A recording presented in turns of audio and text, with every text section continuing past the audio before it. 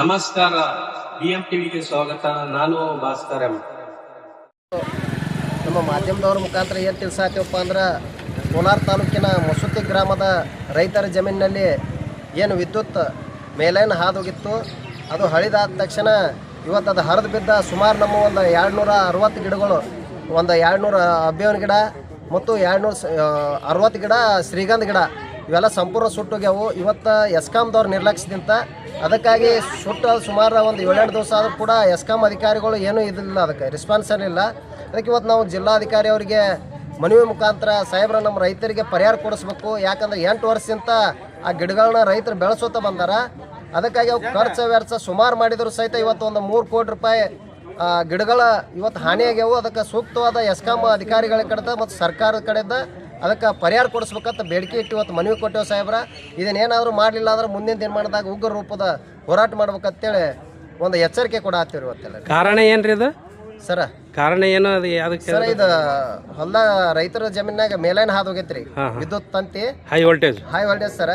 ಅದು ಇದು ಆಗೈತಿ, ಇದು ಹಳಿವಾಗ್ಯಾವ ಸರ್, ಅವು ಹಳಿವಾಗ್ಯಾವು. ಅದು ಈಗ ಏನಾಗೈತಿ, ಲೋಡಿಗೆ ಕಟ್ ಆಗಿ ತಳ ಬಿದ್ದ ಉರಿ ಹತ್ತೈತಿ. ಅದಕ್ಕೆ ಈಗ ಬ್ಯಾಸ್ಗೆ ಇರೋ ಟೈಮ್ಕ ಗಿಡದ ತಪ್ಪಲು ಬಿದ್ದ, ಆ ತಪ್ಪಲ್ಗ ಬೆಂಕಿ ಬಿದ್ದಗಳನ್ನ ತಗೊಂಡ್ ಇಡೀ ಗಿಡನ ಸುಟ್ಟೋಗ್ಯಾವ ಸರ್.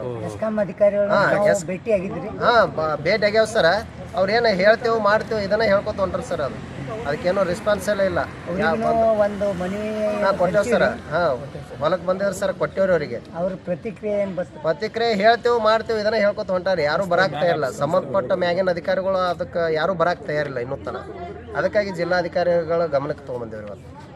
ಇದು ಈಡೇರದೇ ಇದ್ರೆ ಮುಂದೆ ತಮ್ಮ ಸರ್ ಮುಂದೆ ನಾವು ಹೋರಾಟ, ಸರ್ ಹೋರಾಟ ಅಂದ್ರೆ ನಾವು ಹೆದ್ದಾರಿ ತಡೋದು ಅಥವಾ ತಹಸೀಲ್ದಾರ್ ಆಫೀಸ್ ಮುಂದೆ ಧರಣಿ, ಇಲ್ಲಾಂದ್ರೆ ಜಿಲ್ಲಾ ಆಡಳಿತದ ಮುಂದೆ ಹೋರಾಟ, ಇಲ್ಲಾಂದ್ರೆ ವಿಜಯಪುರ ವಾಟರ್ ಸಪ್ಲೈ ನಮ್ಮ ತಾಲೂಕಿನಾಗಿದ್ದರಿಂದ ಅದ್ರ ಮುಂದೆ ನಾವು ಹೋರಾಟ ಮಾಡ್ಬೇಕಂತೇಳಿ. ಯಾಕಂದ್ರೆ ಈ ಕರೆಂಟ್ ಬರೋದೇ ನಮ್ಮ ಕೋಲಾರ ತಾಲೂಕಿನಿಂದ ವಿದ್ಯುತ್ ಸಪ್ಲೈ ಆಕತಿ.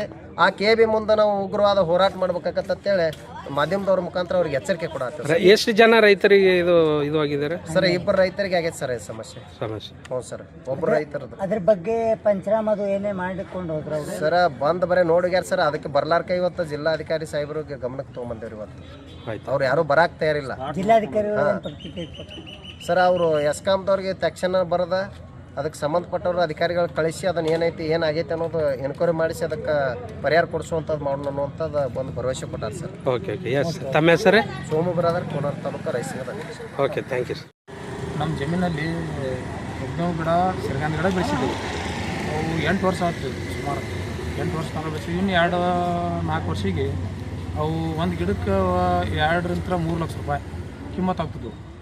ಆ ಗಿಡದ್ದು ಏನಪ್ಪ ಅಂದ್ರೆ ಈಗ ಮೇಲಿನ ತಂತಿ ಹರಿದು ಹಳಿ ತಂತಿ ಇರೋದು ಭಾಳ ದಿವಸದಿತ್ತು, ಕಟ್ಟಾಗಿ ಬಿದ್ದು ಮಗ್ಲಿನ ಬಾಜು ಹೊಲ್ದಾಗಿ ಬಿದ್ದು ಕಬ್ಬು ಕಡ್ದ್ರೆ ಅವಧಿತ್ತು. ಆ ಅವಧಿಯಾಗಿ ಬಿದ್ದು ಬಂದು ನಮ್ಮ ಗಿಡಗಳು ಸುಟ್ಟವು.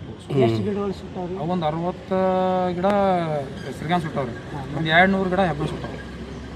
ಇದ್ರ ಬಗ್ಗೆ ಅಧಿಕಾರಿಗಳು ಏನಾದ್ರು KB ಅಧಿಕಾರಿಗಳು ಏನು ಕೊಟ್ಟವ್ರು, ಅವ್ರಿಗೆ ಲೆಟ್ರ್ ಕೊಟ್ಟೆವು, ಇದು ಮಾಡಿದೆವು, ಬಂದು ನೋಡ್ಕೊಂಡು ಹೋದ್ರು, ಹೊಳ್ಳಿ ಕಳಿಸ್ತೇವೆ, ಇದು ಮಾಡ್ತೇವೆ, ಬರ್ತೈತಿ, ಪರಿಹಾರ ಕೊಡ್ತೇವೆ ಅಂತಾರೆ. ಅರಣ್ಯ ಇಲಾಖೆ ಅಧಿಕಾರಿಗಳ ಗಮನಕ್ಕೆ ತಂದಿರಿ? ಅವ್ರಿಗೆ ತಂದಿಲ್ಲ. ಅವರಿಗೂ ನೀವು ತರಬೇಕಾಗತ್ತೆ. ಅವರಿಗೂ ಒಂದು ಮನವಿ ಕೊಡಿ, ಅವ್ರಿಗೊಂದು ಕೊಡ್ತೇವೆ. ಯಾವ ಪ್ರಾಣ ಹಾನಿ ಏನೂ ಆಗಿಲ್ಲ ರೀ? ಪ್ರಾಣಿಗಳು ಮನುಷ್ಯರಿಗೆ ಏನೂ ಹಾನಿ ಆಗಿಲ್ಲ. ಮನುಷ್ಯರಿಗೆ ಅದಾಗಿಲ್ಲ. ಹಾಂ, ಓಕೆ. ತಮ್ಮ ಹೆಸರು? ರಮೇಶ್ ಬೆಳಿಗ್ಗೆ ಅಂತ. Okay sir, thank you.